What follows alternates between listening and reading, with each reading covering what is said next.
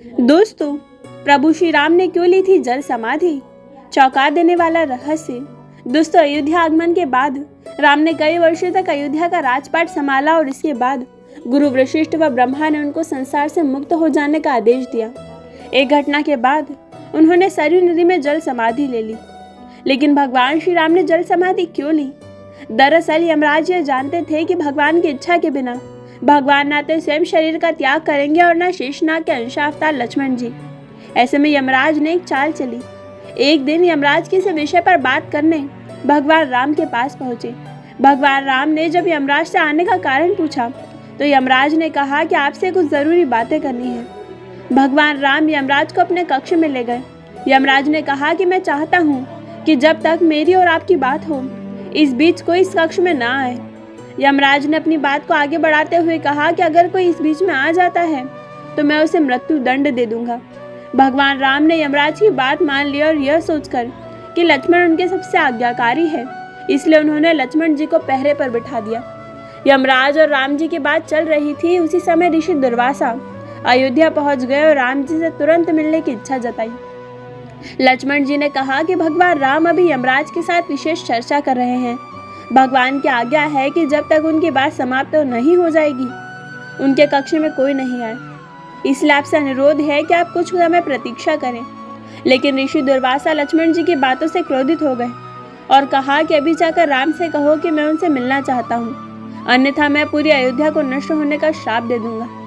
लक्ष्मण जी ने सोचा कि उनके प्राणों से अधिक महत्व उनके राज्य और उनकी जनता का है, इसलिए अपने प्राणों का मोह छोड़कर लक्ष्मण जी भगवान राम के कक्ष में चले गए।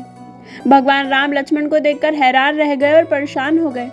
भगवान राम ने लक्ष्मण से पूछा कि वह जानते हुए भी कि इस समय कक्ष में प्रवेश करने वालों को मृत्यु दंड दिया जाएगा तो मेरे कक्ष में क्यों आए? लेकिन लक्ष्मण जी ने कहा कि दुर्वासा ऋषि आपसे अभी मिलना चाहते हैं, उनके हट के कारण मुझे अभी कक्ष में आना पड़ा।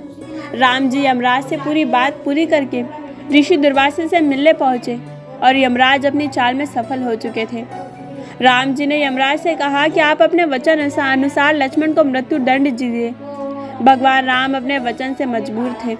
राम जी सोच में थे कि अपने प्राणों से प्रिय भाई को कैसे मृत्यु दंड दिया जाए।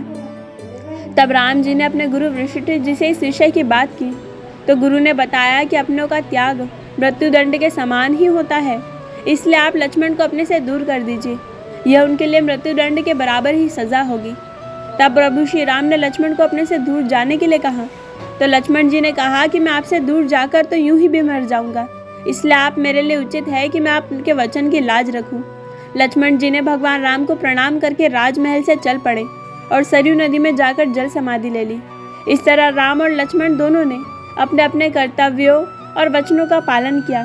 इसलिए कहते हैं, रघुकुल रीत सदा चली आई, प्राण जाए पर वचन न जाए। दरअसल भगवान राम ने सरयू नदी में श्री राम ने जल समाधि ली थी।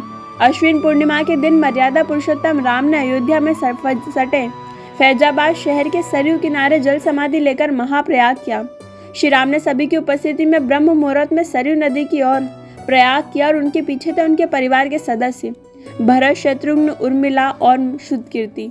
ओम का उच्चारण करते हुए वे सरयू के जल में एक एक पग आगे बढ़ते गए और उनके हृदय और अधुओं को छूता हुआ वह पानी सिर के ऊपर चढ़ गया।